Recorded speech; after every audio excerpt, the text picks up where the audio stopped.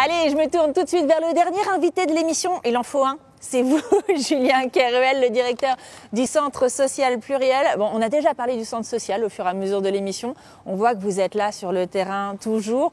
Vous œuvrez pour le mieux vivre ensemble des habitants du quartier du Sanitas. C'est où et qui peut venir frapper à la porte du centre social ? Alors le centre social, il est au 6 avenue du Général de Gaulle, le long de la ligne de tram. Il n'est pas difficile à trouver maintenant. Non, c'est très facile. Et puis qui peut venir frapper ? Alors nous, on accueille vraiment tout le monde.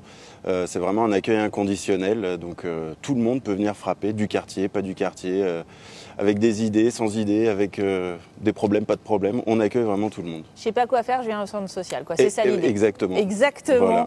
On a parlé alors du journal Sanitam Tam dans cette émission. On a parlé de la Web TV, on a parlé de Wanted aussi. Il nous manquait un média. Mais c'est bon, vous en êtes chargé. Le Sanitas a aussi sa radio avec le meilleur générique du monde. Je vous invite à aller écouter, notamment sur YouTube, parce que vraiment, là, moi, il me reste en tête toujours. C'est Radio Radio Pluriel. Voilà, tout à fait. C'est quoi Radio Pluriel ? Radio Pluriel, c'était, en fait, l'idée est venue pendant le 2020, pendant les confinements. C'était au deuxième confinement. C'était le deuxième ? Voilà, où on cherchait vraiment une idée, des moyens de communiquer avec les habitants. On n'avait plus le droit de se rencontrer. Nous, et notre travail, c'est le lien social, ce qui était interdit à ce moment-là. Donc voilà, on a cherché des idées pour trouver une autre manière d'aller voir les gens, de faire discuter, même sans être en présence, et en évitant le numérique, parce qu'on sait que c'est très compliqué dans les quartiers prioritaires, dans les quartiers populaires, oui, il y a la fracture numérique. Donc voilà, on a fait on en est à combien ? Une dizaine d'émissions, donc à peu près une tous les mois. Voilà, sur différents thèmes qui recoupent en fait les différents besoins pour l'instant qu'on a identifiés sur le quartier. Ouais, il faut se dire que cette radio, elle se fait dans un endroit qui est formidable, c'est un studio associatif, mais pro, vraiment avec la qualité professionnelle, c'est le T-Studio et sa vocation, c'est pas juste d'accueillir la radio, vous y faites plein de choses au T-Studio. Alors, tout à fait, le T-Studio, c'est un studio d'enregistrement qui est sur le quartier depuis 12 ans, qui a été géré par Mighty Killa, qui est un artiste de la scène dancehall. Oui. Et en fait, quand moi je suis arrivé au centre social il y a 4 ans, Mighty mettait la clé sous la porte, ça marchait plus, il n'y arrivait pas, il s'en sortait pas. Et puis on s'est rencontrés, on a vu que ça matchait, qu'on avait des envies communes, etc. Et des choses à faire ensemble. Et des choses à faire ensemble. Et donc, on a intégré en fait le T-Studio. Et grâce à la ville et la préfecture, Mighty a pu être embauché et maintenant médiateur au T-Studio. Et donc on a cet outil qui est super et dont tout le monde peut se servir. Il suffit d'aller pousser la porte, là encore une fois. Bien sûr, au centre social, c'est un peu comme pour Passerelle, comme pour d'autres associations, comme pour Sanitas Rotonde 2000 aussi. Il y a tellement d'actions sur le terrain, on ne peut pas vous résumer. Moi, j'ai envie quand même qu'on en prenne une et qu'on en parle 2 secondes. C'est Tipeee, c'est la tente anti-gaspi sur le marché Saint-Paul. Vous pouvez nous en dire quelques mots, que les gens sachent que ça existe s'ils le découvrent aujourd'hui ? Alors tout à fait, c'est encore le confinement, ou le Covid qui nous a beaucoup, je vous ai dit, on ne pouvait plus bosser, donc il fallait qu'on soit créatif et qu'on trouve d'autres manières de faire. Et on s'est aperçu qu'il y avait beaucoup de demandes, beaucoup de besoins alimentaires. Ouais.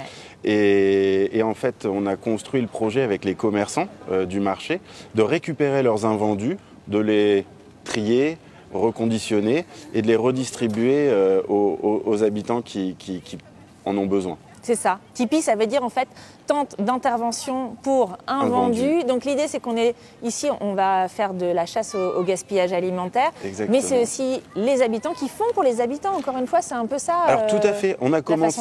En fait, on avait un peu peur au début parce que quand on lance une action comme ça, on était beaucoup à pas avoir grand chose à faire comme d'habitude. Il n'y avait plus d'atelier, il n'y avait plus grand chose. Donc on a lancé l'action et puis après on s'est dit mais comment on va faire et pour continuer quand ça va redémarrer. Et puis en fait ça a été génial. On a trouvé tout de suite plein de bénévoles, plein de gens du quartier de bonne volonté qui voulaient aider, se rendre utile et participer à cette action de solidarité. Vous la connaissiez, la tente Tipeee Oui, bien sûr. C'est super, c'est des super initiatives. On n'aurait finalement pas assez d'une émission complète pour parler de tout ce que vous faites, mais j'aimerais finir sur ça aussi. Il y a un accueil, juste, encore une fois, on pousse la porte. C'est tous les soirs, et puis les mercredis et les samedis, les 11-17 ans, ils peuvent être accueillis au centre social. On y fait quoi ? Alors on y fait, j'ai envie de dire ce qu'ils veulent. Ça va être simple, c'est un peu ce qu'ils veulent. L'idée c'est, alors après on pousse des projets aussi. Voilà, on essaye de faire découvrir le monde culturel, l'écologie, plein de choses qui sont dans nos valeurs de centre social. Mais aussi c'est de partir des besoins et des attentes des jeunes. Donc il y a des projets, par exemple, ils sont partis à Paris il n'y a pas très longtemps découvrir la capitale. Il y a eu beaucoup de projets aussi sur les colonies de vacances l'année dernière, où on a fait partir une 60aine de jeunes et où il y a eu 2 groupes. C'est nous qui avons deux groupes d'une 20aine de jeunes qu'on a organisés nous. On est partis dans les structures, tout ça. Mais il y a 3 autres groupes de 7 jeunes à chaque fois, pour que ça rentre dans un minibus en fait. Et où ce sont les jeunes qui ont tout préparé de A à Z. L'hébergement, les activités, enfin ils ont tout fait. C'est ça. Et c'est mes fait équipes pour et par eux, comme tout ce que vous faites. Et les équipes sont là pour accompagner les jeunes, les aider, leur dire bah non, ça c'est pas une bonne idée, ou leur dire là on va peut-être aller aussi voir un musée parce que c'est dommage d'aller juste dans cette ville et puis de pas découvrir un peu le monde culturel. Donc voilà, mais c'est plus guidé et accompagné que voilà. Finalement, les associations, c'est comme le fil de fer dans la sculpture. Ça va être l'armature, ça va être la colonne vertébrale et derrière, on va assembler et former une forme. À noter aussi qu'avec le centre social pluriel, même à l'époque avec Samira Ulefex, à pas oublier les retransmissions des matchs de Coupe du Monde, Coupe d'Europe. Donc ça se passait à Pluriel et avec l'association Sanitas 2000. Donc tous les personnes avec leurs enfants d'un certain âge, ils venaient regarder le match ensemble. C'est ça. Ou la Coupe d'Afrique aussi. Moi j'aime bien finir cette émission là-dessus. Ça rassemblait les gens un peu, c'était très très important.